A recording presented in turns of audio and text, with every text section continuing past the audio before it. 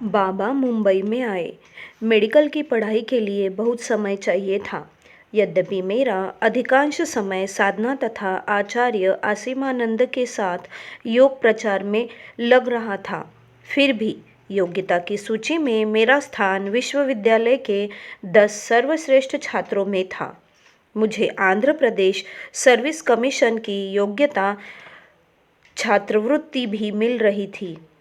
साधना में अधिक समय देने के कारण मेरे मित्र सोचते थे कि पढ़ाई में मुझे कम रुचि है। उनकी दृष्टि में आनंद मार्ग ने मुझे बर्बाद कर दिया। एक कठिन विषय की परीक्षा होनी थी। इसकी तैयारी के लिए कम से कम 6 मास से 1 वर्ष का समय चाहिए। सभी छात्र इसके लिए कड़ी मेहनत कर रहे थे, परंतु मेरी दिनचर्या कुछ हटकर थी। मैं रात्रि में 10 बजे सो जाता था, प्रातः 4 बजे उठता था, 2 घंटा साधना में व्यतीत होता था। इसके बाद ही पढ़ाई लिखाई कर पाता था। किसी की समझ में नहीं आ रहा था कि मेडिकल की पढ़ाई मेरे लिए सहज और सरल कैसी थी। इसका श्रेय मेरी छोटी बुद्धि को नहीं जाता है। इसका श्रेय मैं साधना को देता हूँ, जिसे मैं नियमित निष्ठापूर्वक कर रहा था। मुझे लगता था कि विषय का पूर्ण ज्ञान मुझे पहले से ही है। मुझे अपने पर पूर्ण विश्वास था। शरीर रचना शास्त्र में चीरफाड़ करना होता है तथा असंख्य नाड़ियाँ, रक्त शिराओं, मांसपेशियों आदि के नाम और उनकी स्थिति के साथ उनके परस्पर संबंधों की जानकारी रखनी पड़ती थी। मैं यह देखकर मुग्ध हो जाता था कि बाबा ने किस कुशलता से शरीर की रचना की है। मुझे लगता था कि उस सत्ता पर जो इस जटिल संरचना के सृजक हैं, उन पर ध्यान लगाने की अपेक्षा केवल पढ़ाई पर ध्यान लगाना समय की बर्बादी है। शायद यही कारण था कि पढ़ाई पर कम समय देने के बावजूद भी मुझे एनाटॉमी, फिजियोलॉजी, माइक्रोबायोलॉजी, पैथोलॉजी जैसे कठिन विषयों को समझने में कठिनाई नहीं हो रही थी। उस समय जब अन्य छात्र पुस्तकों में आंखें गड़ाए पढ़ते रहते थे, मैं वॉलीबॉल, क्रिकेट और टेबल टेनिस खेलता रहता था। देर रात तक जब अन्य छात्र पढ़ाई में तल्लीन रहते थे, मैं निद्रा का आनंद लेता था। जब वे पढ़ाई में जुटते, मैं वॉलीबॉल के अखिल भारतीय यूनियन और राष्ट्रीय टूर्नामेंट में आंध्र प्रदेश राज्य का प्रतिनिधित्व कर रहा था। यद्यपि इन बाह्य क्रियाकलापों में मेरा कुछ समय अवश्य लग रहा था, परंतु समय का अधिक भाग योग साधना और प्रचार में व्यतीत हो रहा था। मेरे जीवन में इसका सर्वाधिक महत्व था। 1968 का वर्ष था। कठिन मेडिकल की परीक्षा करीब थी। उसी समय यह सूचना मिली कि बाबा मुंबई आ रहे हैं। परीक्षा केवल 1 माह दूर थी। मेरे सामने 2 ही विकल्प था। मैं बाबा दर्शन के लिए मुंबई जाऊं या यहीं रहकर परीक्षा की तैयारी करूं। मेरे लिए निर्णय लेना कठिन नहीं था। फिर भी मैंने निर्णय लिया कि अन्य मार्गियों के साथ मुंबई जाकर बाबा का दर्शन करूंगा। हैदराबाद से मुंबई पहुंचने के लिए 1 रात्रि का सफ़र तय करना होता है। आरक्षण नहीं था। ट्रेन खचाखच भरी हुई थी। बाहर प्लेटफॉर्म पर यात्रियों की बड़ी भीड़ ट्रेन में चढ़ने के लिए आतुर थी। गाड़ी में चढ़ना असंभव लग रहा था। बाबा का नाम लेकर एक कोच में मैंने घुसने की चेष्टा किया। देखा, बगल का कोच खाली पड़ा था। यह कोच अगले स्टेशन के लिए आरक्षित था।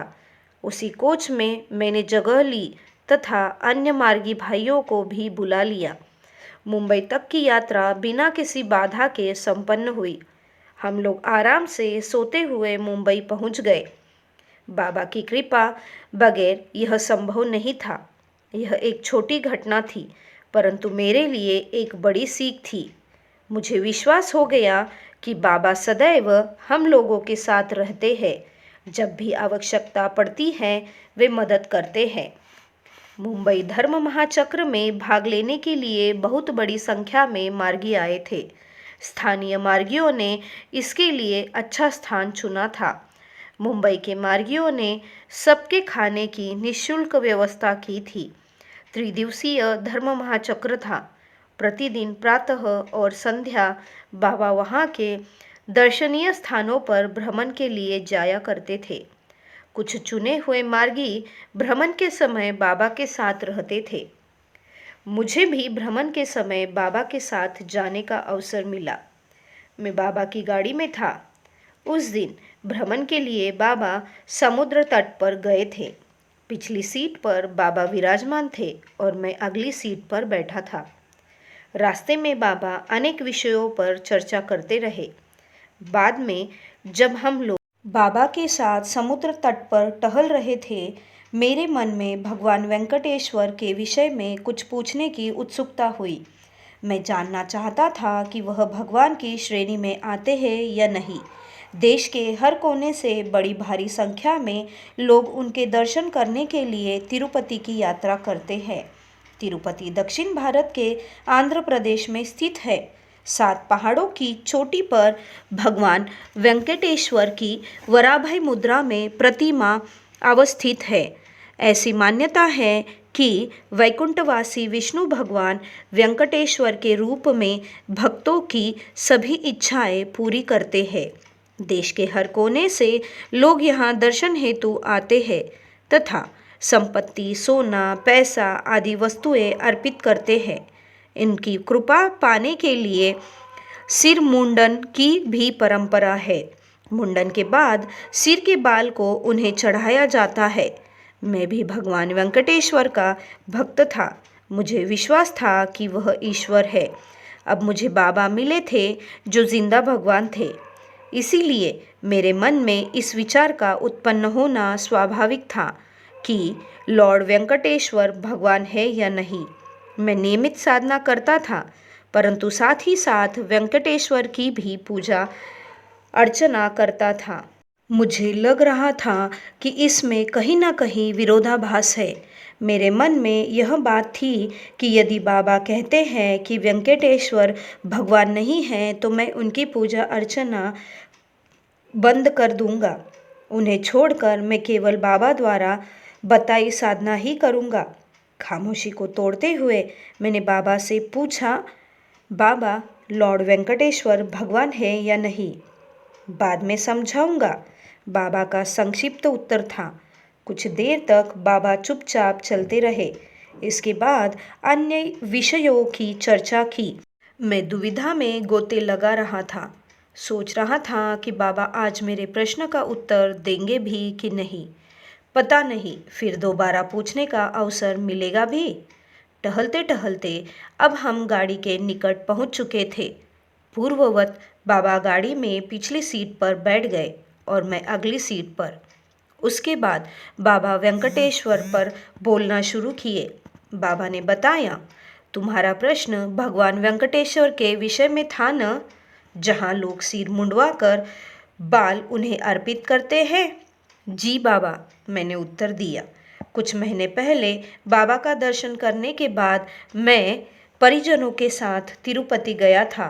मैंने सिर मुंडवाकर बाल वेंकटेश्वर को अर्पित किया था।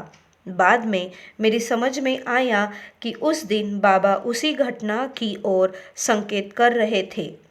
वेंकटेश्वर मामले पर बाबा ने आगे कहा, देखो, आजकल लोग पैसे से भगवान को खरीदते हैं। आनंद मार्ग के भगवान बिना भेदभाव के अमीर गरीब सभी को समान रूप से प्यार करते हैं। भगवान वेंकटेश्वर के प्रति मेरी श्रद्धा को देखते हुए बाबा ने मेरी भावना को चोट नहीं पहुंचाई। इस विषय पर बाबा जो कुछ भी कहते मैं उसे अवश्य स्वीकार कर लेता।